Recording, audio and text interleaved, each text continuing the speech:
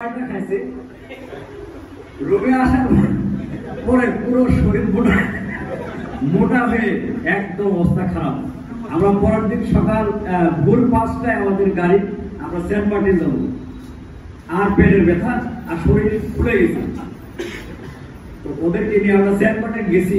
এতগুলো ছাত্র, মোবাইল ছিল না, শুধু অর্ডার কমান যে আমরা যাবো ওখানে গিয়ে খাবো, এইভাবে আমরা আসবো।